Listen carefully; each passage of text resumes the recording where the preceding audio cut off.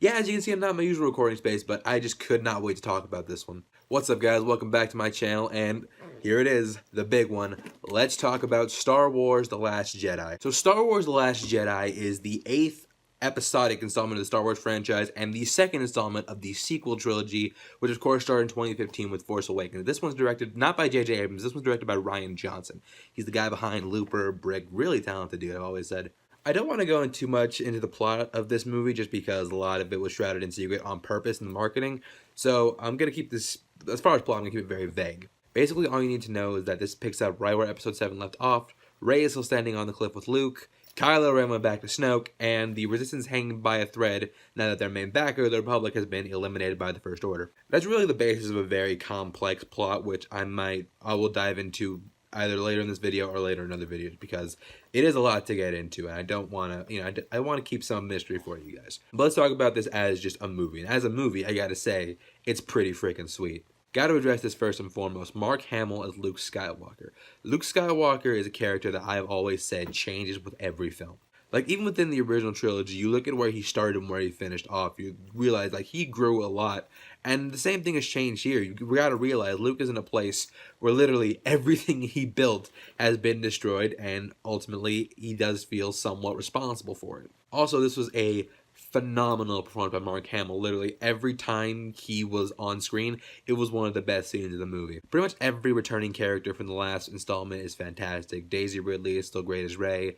John Boyega is still great as Finn. Poe Dameron, played by Oscar Isaac. We actually got to see more of him. I'm really, in the first one, he was in like 3 or 4 scenes.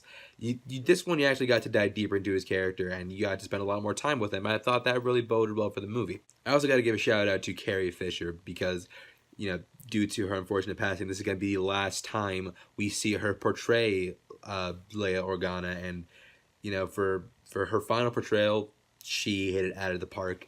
There's so many fantastic emotional moments with Leia in this movie. And reminder, this was done before she had passed away, so these were already planned out, and she brought it in this movie, and she was fantastic. It makes me sad that it makes me sad to this day that she's no longer with us. As far as villains go, you also get a lot more character development there as well. General Hux gets a little more screen time. He actually has some really good moments, but ultimately, the main villain of focus in this movie is Kylo Ren, played by Adam Driver. The character of Kylo Ren in Force Awakens kind of rubs some people the wrong way, and I'd be lying if I said I didn't see why.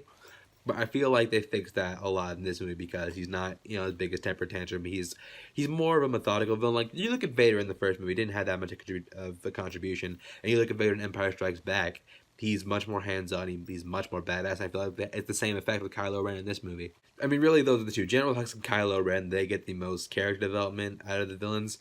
Really, Snoke doesn't really get much more than he did in the first movie. Neither does Captain Phasma, who's really...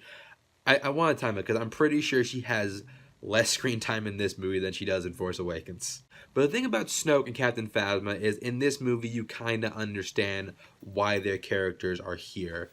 And I can't fault them for that, but it could be seen as a problem in this movie. You also get some great new members to the cast. Laura Dern, Benicio del Toro, and arguably the movie stealer, Kelly Marie Tran, as the character of Rose. I mean, seriously, I feel like she's the most relatable character in this story. She's kind of like Finn in the first movie, where he's kind of the audience's vessel to latch onto, and she did a really good job. Like, I hope we see more of her, because she is fantastic.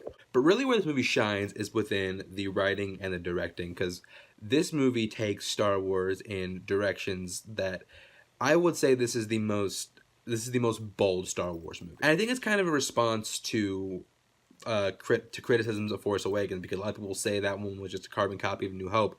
This one goes in a completely different direction. There are shades of Empire, there are shades of Jedi, there are shades of stuff that we've alluded to or seen before, but they've never been done quite like this. And all credit in the world goes to the director, Rian Johnson. Rian Johnson he came in, he knew what he had to do. The dude is a fantastic director, and I hope this leads to him getting more work, which he's making a new Star Wars trilogy, which I, for one, am so excited to see what he does with that. And speaking of visual aesthetics, I gotta say, this movie looks gorgeous. There are like 6 or 7 shots in this movie that just made my jaw just physically drop. I could not believe it. There's one shot in particular that made my whole, that you literally felt like the wind come out of the theater. I'm not gonna say what it is, but if you watch the movie, you'll know when you see it. The movie also does well at balancing tones really well. Yes, it does have that humor that The Force Awakens had, and it still is really funny, but it also had some really dark moments and some dark themes, and that was also handled very well. And once again, all credit to Rian Johnson. Because really, this feels, and this feels like his vision. This feels like what he would imagine Star Wars to be. And people are either going to look, if you said Force Awakens was too similar to New Hope, I think this is a movie you're going to appreciate far more. I know there's some people who are saying that this might be a portrayal of Star Wars. I don't see it that way. I see it as the franchise evolving, and I really dig that. Also, I gotta touch on these things. Something that stole the hearts of many a people, men, women, and children. Porgs. I feel like the motto in going into this movie was anything that can get porged will get porged. Before this movie came out, a lot of people were saying that these things were probably going to be the new Jar Jar Binks. I never saw it that way. I was reserving judgment. But they never crossed the border of annoying. I mean, yeah, they're around, but you kind of understand why they are. But also, they do have a lot of genuinely funny moments. And yeah, I'm a Porg fan. I'll say it right here and now, guys. In the end, Star Wars: The Last Jedi was an interesting creative direction and a new. It's injecting new blood into this franchise. It takes it into direction that this franchise has never gone to before, and it tees it up to go in even bolder directions in the future. This was my most anticipated movie of the year, and it did not disappoint. In fact, it exceeded my expectations because Star Wars: The Last Jedi gets an absolute 10 out of 10. I love this movie, and it's one of the few movies this year where as soon as it was over, I wanted to watch it again immediately after. In fact, as soon as I see it a second time, I promise you I will do a spoiler review. So, The Last Jedi, have you seen it? What do you think about it? Like, comment, subscribe, share. Yeah, keep a lookout for my Star Wars: The Last Jedi spoiler review, which I will have as soon as I see the movie a second time. Thank you for watching, and goodbye.